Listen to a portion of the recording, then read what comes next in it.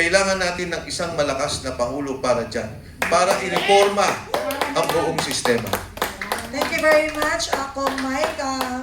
Meron pa yung kasunod, Kong Mike, na kailangan marinig ng taong bayan. Nakita niyo kung gaano katibay at kaliwanag ang kanyang pagpapahayag ngayong umaga. Kaya tinihiling ko sa mga vloggers, ito ang isang platform natin sa kapihan sa PDP, is wag maliitin ng kung sino man sapagkat hanggat may boses na naririnig, maliit mang tinig, pag pinagsama-sama natin ng pwersa. Kaya nga, spread the word, spread the message, kayo mismo ang magmamaliit sa sarili ninyo pag hindi nyo ginawa ito. Yes. Kaya you do it or regret. So, mga ka-vloggers, hinihiling ko po sa inyo, spread the word. Yes. Kasi baliwala yung mga content ninyong ginagawa kung hindi ito magiging kapakit-pakinabang sa ating pong bayan. Dahil sa totoo lang, bakit alam lahat ni Kong Mike? Yan ang susunod nating katanungan. Kong Mike, Congressman Defensor, you've been inside government, di ba? Where exactly does reform usually fail? Is it political will or systemic design? Pareho po, political will and systemic design. Hindi natin ma-reform ang ating constitution, hindi natin magkaroon ng changes yung sa constitution natin because nagkakaroon ng opposition from the Senate. Talaga nag-uupo sila to call for a constitutional convention, to call for a constituent assembly. Systemic, dahil alam nyo ang ating saligang batas ang pinaka-unique sa lahat ng saligang batas. Kasi bicameral system of government po siya, may Kongreso, may Senado katulad ng Estados Unidos, pero multi-party system. Ang nangyari po kasi dyan, nung nagkakaroon ng constitutional convention, nagdidebate sila, ang gusto nila talaga is a parlamentaryo. Kaya may multi-party system. Last minute, tumawag, sabi na hindi, gawin niyo yung bicameral. So tayo lang may ganyan A bicameral system under a multi-party setup.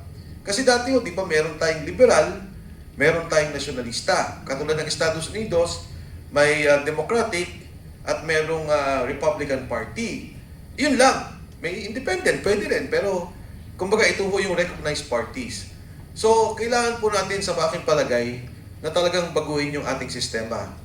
I would think, sa akin pananaw, yung parlamento. Kailangan po natin a parliament system.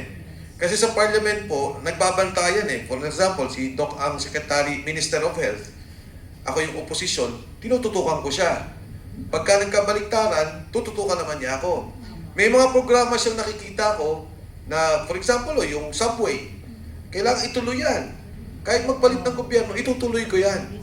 At i-implement ko yan para may continuity ng programa. Sayang po yung kay Pangulong Duterte dahil inabot ng COVID. I think the President, si President Duterte, nandun sa kanya yung vision at alam ko na alam niya, nakikita niya yung problema na hindi lang natin nagawa kasi mas malaking problema natin at that time Ang katunayan marami nagsasabi noon, ituloy mo pa, mag-declare ka revolutionary government, ikaw pa rin ang presidente. Pero nakita niyo yung Pangulo, di ba sabi niya, ayoko niyan, bumaba. Yan po yung liderato ng Pangulong Duterte. Pero yun ma'am, sa tanong mo, ano talaga ang pinagagawa nila sa atin? Anong nagawa nila sa atin? At saka anong magagawa nila sa atin? Hindi ibig sabihin na Duterte, follow na lang tayo, support na lang tayo. But on my part, nakita talaga natin kung ano ang pagkakaiba. Kahit yung mga relatives ko, nalaman ko na mayroon palang mga adik nag-surrender during the time ni PRRD. So, yun ang hinahanap-hanap natin na sana bumalik. Dok, tama po kayo dyan. Talagang effective. Iba yung dating niya Kasi yung ramdam ng tao na hindi ito nagbibiro, tototohanin niya yan. Pero ngayon, grabe, ang daming mga ginagawang mga activity to stop drugs. Yung galugad, mga galugad for life yan, forever, pero walang susuko. Walang sumusuko Kaya presidente dati ay sumuko dahil alam nila hindi kailangan galugarin. Dahil talagang he is not joking. ang lakad niya ay yung sinasabi niya, he walks the talk. Dito ngayon, puro photo ops, puro pabibo, puro Jollibee. Mas matinig yung... Alam niyo kung bakit puro Jollibee? Pabida. Wala na makain ng Pilipino, nagpapabida pa. Yung ilan dyan, nag-uniforme pa na akala mo, susugod sa gera. Eh, hindi nila alam ng taong bayan, sanay na. Dahil matagal na tayong nagugutom at niloloko. Hindi pa pero wala pang crisis sa ginawa nila dun sa dating administrasyon, na pati batas hindi kinilala, hinuli yung dapat hindi hinuli, at ang batas ay doon nila pinahawak, hindi sa ating bayan, doon pa lang gaguhan na. Diba? So, eto, isa pang tanong, Kong, Doc, salamat po Mamaya may tanong po sa inyo. Medyo hard ang question, but I know that Kong Mike, kayang-kaya niya to. Sa dami ng pinupukol sa kanyang tanong, alam mo kung bakit? Alam niya eh. Mahirap yung scripted. Maiiyak ka talaga dahil di mo na-memorize. Diba?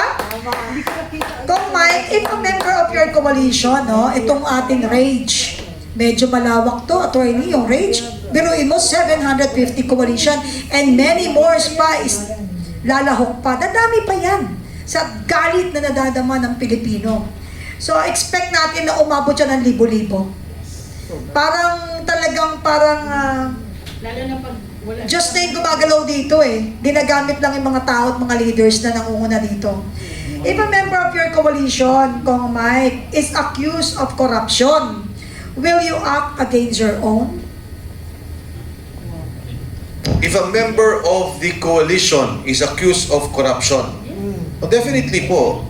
Well, paano ko ba sasabihin to? At alam niyo naman ang coalition is not hindi naman to isang formal organization in a way na sumama kayo para tayong nagkakasama-kasama, nagpinamaan tayo, and we have a memorandum of understanding kung ano yung pagkakaisa natin, kung ano yung tinutulak natin, and one of which is the fight against corruption.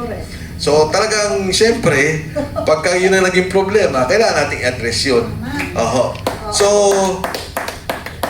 sa palagay ko naman, ma'am, pagka umabot naman tayo sa ganun, at huwag naman sana, mapapagdesisyonan po yan nung ating samahan at pagtanggal natin. Maliwanag yun kasi maraming mga organization o samahan o mga magkakasama, kapag na-involve sa corruption ang kasama, magaling sila may nagtatakipan. So this time, narinig nyo mismo sa bibig ng atin pong kinikilalang Kong Mike, ang talagang gagawin at mangyayari kasi yung iba, they will take advantage that they are part of this organization, pero hindi mo alam na papasukan ka na talaga na magde-destroy. Kasama yan.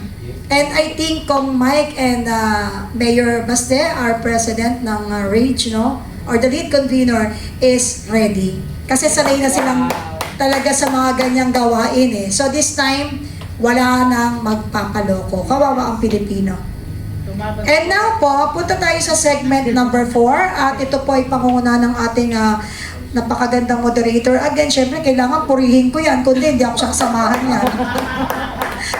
Mahirap pag wala tayong kasama na talagang alam at kilala yung usaping legal. Yung legalidad kasi is very important sa atin Para hindi tayo nalilis at naliligaw.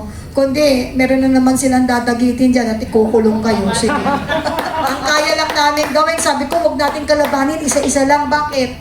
Para pag nakulong ka or ako, may magdadalaw at magdadala ng ulam. Di ba? Mainit. This time, palakpakan natin muli ang ating pong attorney, Yvette Contacto. Attorney?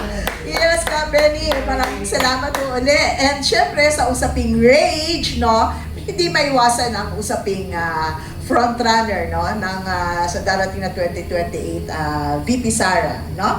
And therefore, ang aking tutuunan ngayon ng aking katanungan ay si Dr. Trumata.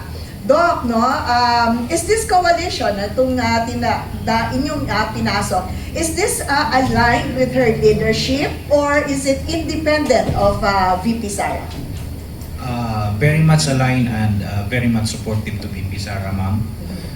Sa sinabi ko na nga kanina, ang pinaglalaban kasi ng Vice President is pareha din ang pinaglalaban ng grupo namin.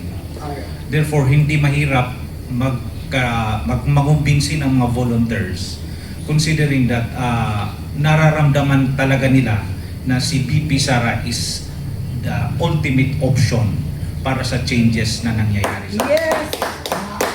So kung magpapatuloy ito, walang papalit, paano na kaya tayo? Kaya, as I've said, by hook or by crook, we will be supporting VP Sara. Yes. Your Doc, your opinion po, no, having heard what happened yesterday, nadinig nyo naman Yes, po, ma'am. nasubaybayan po ninyo, no? Obviously, hina-highlight po ng Kongreso, no, yung issue ng confidential funds. And if you will connect that with accountability, this is a key issue dito sa RAGE. Will you still continue to support VP Sara in spite of what the House has been projecting her? First and foremost, we were so disappointed what's happening in the Congress. Kasi as an ordinary person, supposedly ang pagtingin namin sa kanila ay talagang honorable and they will be doing what is right. Pero makikita mo na ang daming ginagawang mali. Kahit yung painting lang, masasabi mo na gawa-gawa lang talaga. How much more itong sinasabi natin regarding sa confidential fund na wherein cleared siya ng COA, wherein si studies nga ni Kung Mike, ang daming mga departments within the government, ang daming mga unliquidated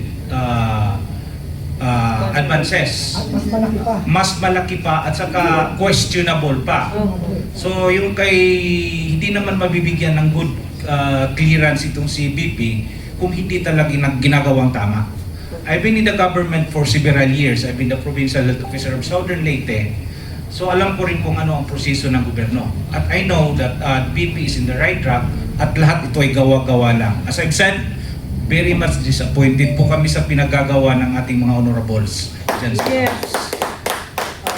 Okay.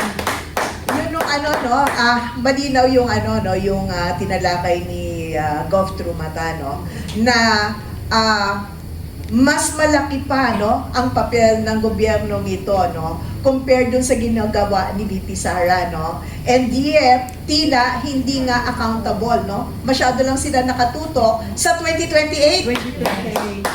Hindi ba?